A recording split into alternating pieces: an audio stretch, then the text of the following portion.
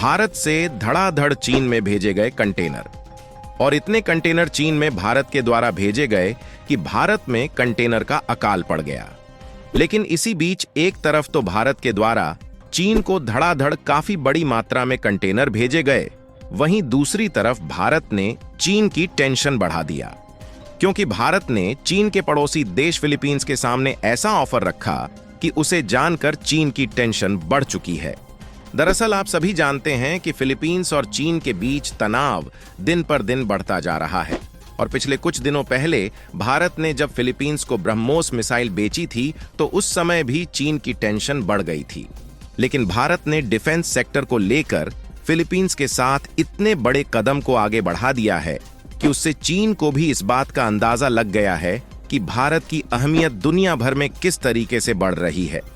और वहीं दुनिया भर के देशों में चीन की अहमियत धीरे धीरे मिट्टी में मिलती जा रही है। पूरी अपडेट क्या है इस वीडियो में समझते हैं,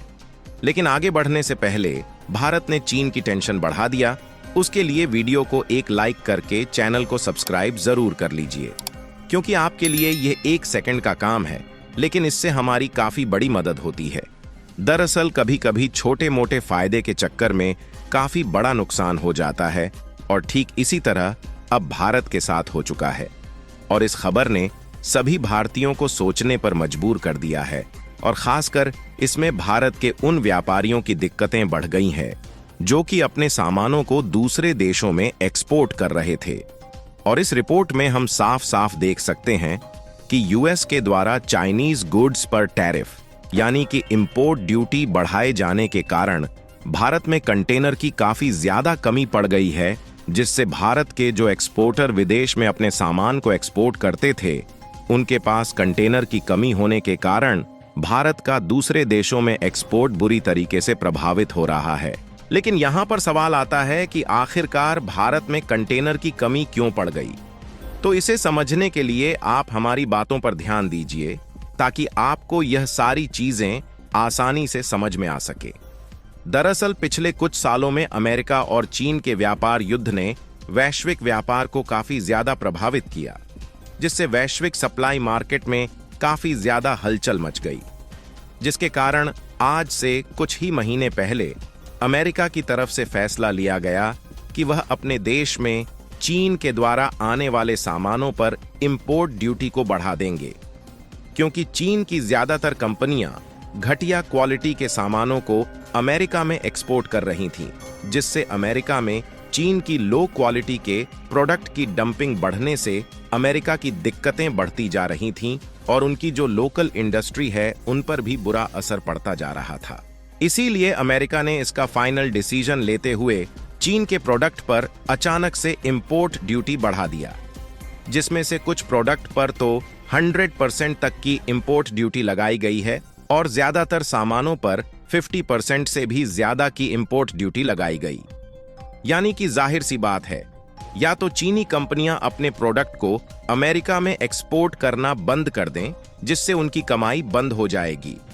या फिर चाइनीज प्रोडक्ट पर इंपोर्ट ड्यूटी लगने के बाद भी अगर चीन को अपने सामान अमेरिका में एक्सपोर्ट करने हैं और वहां की मार्केट में बेचना है तो उन्हें सामान की कीमत से लगभग 1.5 गुना या 2 गुना तक टैक्स देना होगा,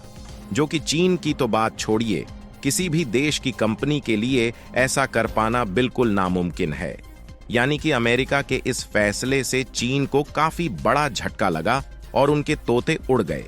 लेकिन दूसरी तरफ यहाँ पर भारत को एक पॉजिटिव रास्ता मिला, जिसके जरिए भारत के प्रोडक्ट का एक्सपोर्ट चीन के एक्सपोर्ट मार्केट को अमेरिका में रिप्लेस कर सकता है। हालांकि अमेरिका के द्वारा चाइनीज प्रोडक्ट पर इंपोर्ट ड्यूटी के टैरिफ रेट को बढ़ाकर लागू तो कर दिया गया, लेकिन इसकी जो अफेक्टेड डेट है वह अमेरिका को अगले साल यानी कि साल 2025 की शुरुआत में रखनी पड़ी,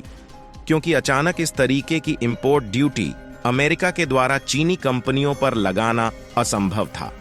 लेकिन जब चीनी एक्सपोर्टर को यह बात मालूम चली कि उनके प्रोडक्ट पर जो अमेरिका के द्वारा इंपोर्ट ड्यूटी बढ़ा दिया गया है वह अगले साल से लगना शुरू हो जाएगी, तो उन्हें थोड़ी राहत मिली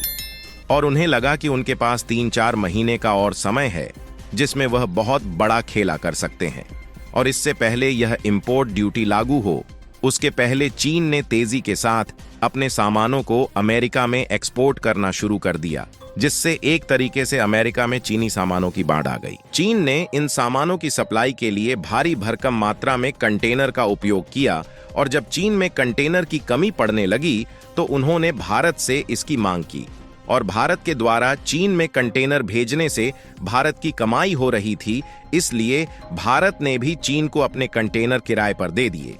लेकिन इसका नतीजा यह हुआ कि भारत में धीरे धीरे कंटेनर की कमी होना शुरू हो गई और इस समय भारत में कंटेनर की काफी ज्यादा कमी पड़ गई है। यानी कि भारत के वह कंटेनर जो चीनी सामान अमेरिकी बाजार में पहुंचा रहे हैं, वह खुद भारत के लिए एक बहुत बड़ी चुनौती बन गए हैं,